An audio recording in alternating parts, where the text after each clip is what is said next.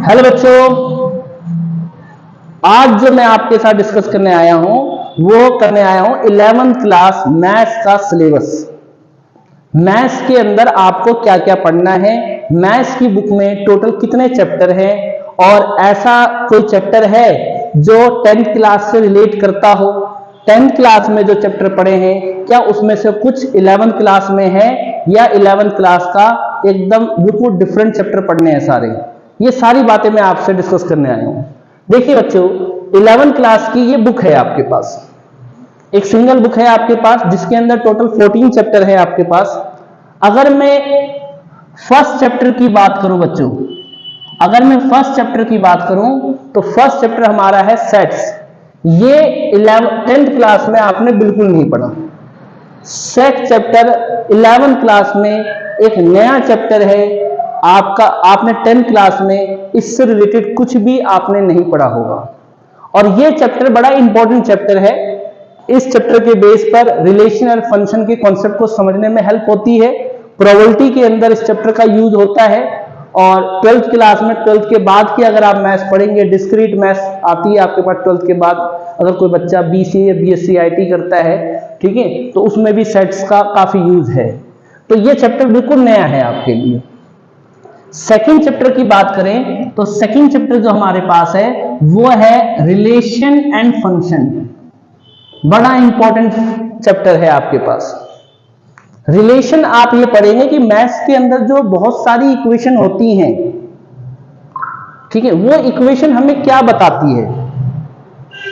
दो वेरिएबल के बीच में जो आप इक्वेशन बनाते हैं वो किस टाइप का रिलेशन है, वो इक्वेशन जो है वो हमें क्या बताती है, वो सारी चीजें आप रिलेशन में पढ़ेंगे, ठीक है। और फंक्शन के अंदर आप डिफरेंट ग्राफ के बारे में स्टडी करेंगे, ठीक है। आपने जैसे 10th क्लास के अंदर सिर्फ लाइन आपने ड्रॉ करना सीखा है कि एक लाइन की इक्वेशन होती थी और उसको आप ड्रॉ कर देते थे एकदम स्ट्रेट, लेकिन इसके अंदर आपके पास डिफरेंट ग्राफ आएंगे, जैसे साइन का, कोस का, है ना, क्वाड्रेटिक फंक्शन का ग्राफ हो गया, पॉलिनोमियल फंक्शन का ग्राफ हो गया आपके पास, है ना, मॉडुलस फंक्शन है, ग्रेटेस्ट इंटीजर फंक्शन है, बहुत सारे ग्राफ आएंगे। तो ये है, अगर आप आगे इसकी मतलब जाते हैं, मैथ्स पढ़ते हैं, तो मशीन के अंदर जो मशीनरी होती है उसमें जो आपके एल्गोरिथम सेट होते हैं उसमें भी फंक्शन की जरूरत पड़ती है। मतलब कुछ इनपुट देते हैं और आउटपुट निकलता है, ठीक है। डोमेन और रेंज का कॉन्सेप्ट इसमें आ जाता है। तो बहुत ही इंपॉर्टेंट चैप्टर माना जाता है ये मैथ्स का relation and function. Third chapter की बात करें तो ये है ट्रिग्नोमेट्रिक। ट्रिग्नोमेट्रिक आपने 10th क्लास में पढ़ा है, ठीक है। तो जो 10th क्लास में जो कॉन्सेप्ट पढ़ा है वो सारे के सारे 11th क्लास में यूज होंगे, ठीक है। और उसके अलावा थोड़ा सा आप इसमें एक्स्ट्रा चीजें पढ़ेंगे, थोड़ा नहीं, बहुत बड़ा, मतलब बहुत सारी चीजें इसमें एक्स्ट्रा सीखेंगे आप, ठीक है। 10th क्लास में जो पढ़ा है वो तो यूज होगा ही होगा और बहुत सारी चीजें आप इसमें नई सीखेंगे। काफी इंटरेस्टिंग चैप्टर है और 12th क्लास के अंदर तो फिर आपको मान लीजिए काफी चैप्टरों के अंदर, 5-6 चैप्टरों के अंदर ट्रिग्नोमेट्रिक के कॉन्सेप्ट का यूज होता है। फोर्थ चैप्टर जो हमारे पास है वो है कॉम्प्लेक्स नंबर। फोर्थ चैप्टर जो है बच्चों वो है कॉम्प्लेक्स नंबर, कॉम्प्लेक्स नंबर, ठीक है। तो कॉम्प्लेक्स नंबर में आप ये सीखेंगे, जैसे कि आपने मान लीजिए रूट आपने निकालना सीखा है। कॉम्प्लेक्स नंबर की बात करें तो 4 का स्क्वायर रूट आप निकालना जानते हैं। अगर मैं बोलूं कि आपके पास जो है रूट -4 है, अगर रूट -4 इसका अगर आपको स्क्वायर रूट निकालना है तो ये होगा 2 आयोटा।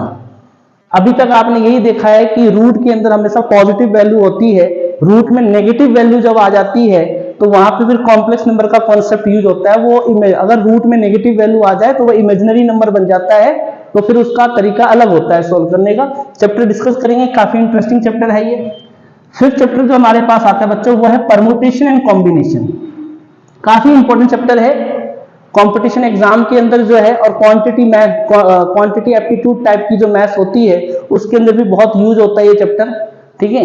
तो ये चैप्टर भी आप सीखेंगे, परम्यूटेशन एंड कॉम्बिनेशन, ठीक है। जैसे परम्यूटेशन में बताऊं, जैसे आपके पास मान लीजिए आपके पास 5 नंबर हैं, 1 2 3 4 5, ये 5 नंबर्स आपके पास है। इन 5 नंबरों का यूज करके आप 3 डिजिट वाले कितने नंबर बना सकते हैं, है ना, ये है। जैसे मान लीजिए आपके पास दिल्ली है, उसमें टोटल 5 लेटर है, D है, E है, L है, H है, I है। इन 5 लेटर का यूज करके टोटल कितने वर्ड बना सकते हैं, ठीक है, वो परम्यूटेशन में आ जाएगा।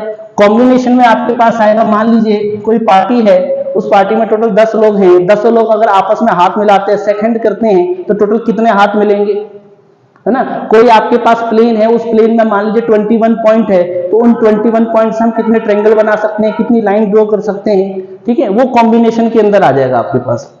लीनियर इनइक्वालिटीज आपके पास है, काफी आसान है ये चैप्टर, ठीक है।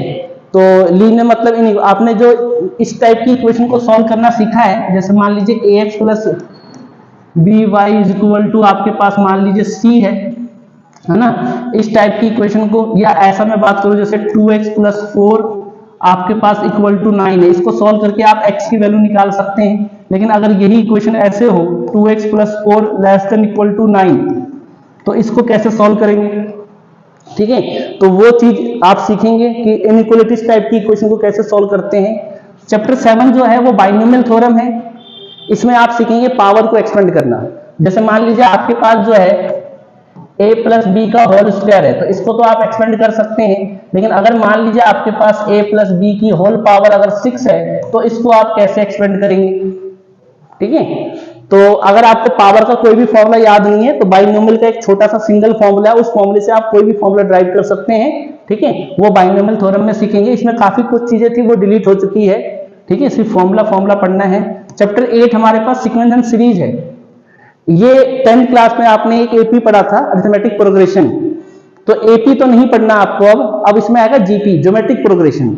तो इसमें आपको जीपी पढ़ना है। चैप्टर नंबर जो 8 है सीक्वेंस एंड सीरीज, इसमें आप जीपी पढ़ेंगे, ज्योमेट्रिक प्रोग्रेशन, ठीक है। और चैप्टर 9 जो है वो स्ट्रेट लाइन है। आपके पास डिफरेंट कंडीशन से आप लाइन की इक्वेशन निकालना सीखेंगे। जैसे मैंने लिखा ना 2x plus 4 is equal to 9, तो ये भी लाइन की इक्वेशन है, ठीक है।